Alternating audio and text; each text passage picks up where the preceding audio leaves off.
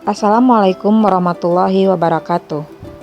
Pada video kali ini kita akan membahas materi tentang peluang di kelas 8. Yang mana bagian pertama yang akan kita bahas yaitu mengenai ruang sampel dan titik sampel.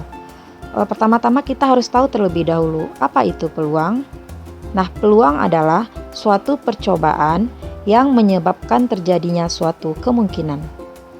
Pernahkah kalian bermain dadu? Nah, pada permainan dadu, saat kita melempar dadu, maka akan muncul 6 kemungkinan, yaitu kemungkinan akan muncul sisi dadu yang pertama, sisi yang kedua, sisi yang ketiga, sisi yang keempat, sisi yang kelima, atau sisi yang keenam. Kenapa demikian? Karena dadu itu kan memiliki 6 buah sisi, maka saat kita melempar dadu, maka akan muncul 6 kemungkinan juga. Nah, proses pelemparan dadu itulah yang disebut dengan peluang. Selanjutnya ada istilah-istilah penting dalam peluang ini yang perlu kita ketahui. Yang pertama ada ruang sampel. Biasanya dia dilambangkan dengan S besar. Nah, ruang sampel ini merupakan himpunan semua kejadian yang mungkin terjadi pada suatu percobaan. Ruang sampel ini biasanya bisa ditentukan atau dapat ditentukan melalui tabel, diagram pohon, maupun metode perkalian. Dan untuk banyaknya ruang sampel itu biasanya dilambangkan dengan NS. Kemudian ada istilah yang kedua, titik sampel. Yang mana titik sampel ini merupakan semua anggota dari ruang sampel. Dan untuk istilah yang ketiga ada namanya kejadian.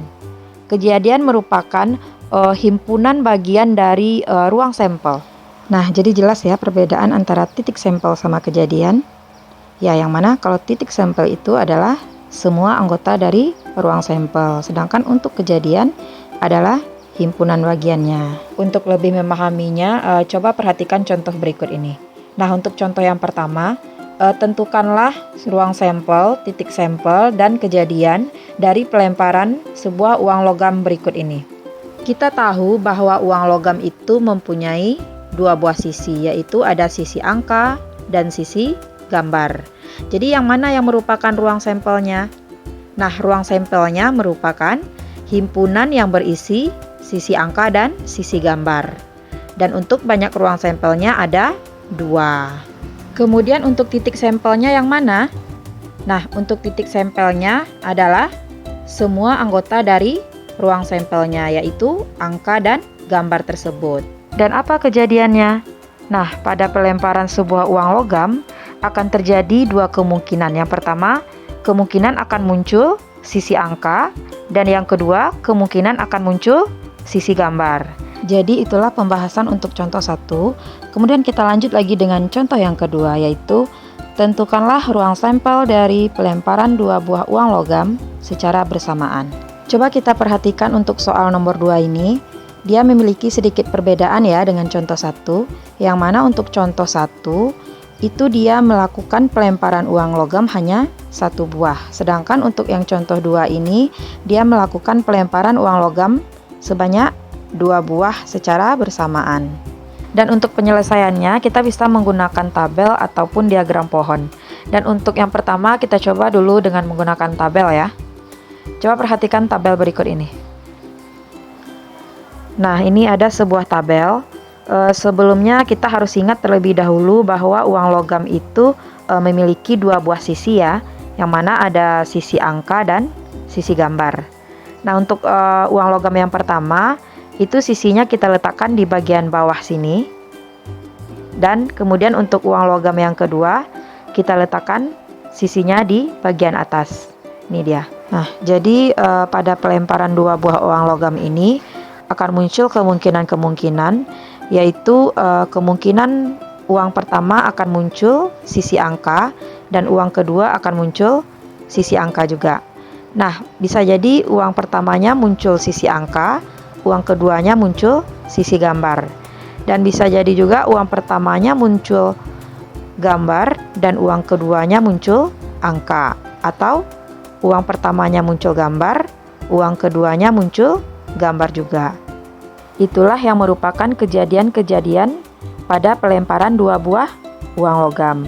Nah, kejadian-kejadian itulah yang merupakan ruang sampelnya, yaitu ada angka-angka, angka gambar, gambar angka, dan gambar-gambar. Kemudian untuk banyak ruang sampelnya ada sebanyak 4 buah. Kita lanjut dengan cara yang kedua, yaitu dengan menggunakan diagram pohon. Pertama-tama kita tahu bahwa satu buah uang logam itu mempunyai 2 buah sisi, yaitu sisi angka dan sisi gambar. Jadi cabang yang pertama ini adalah untuk satu buah uang logam.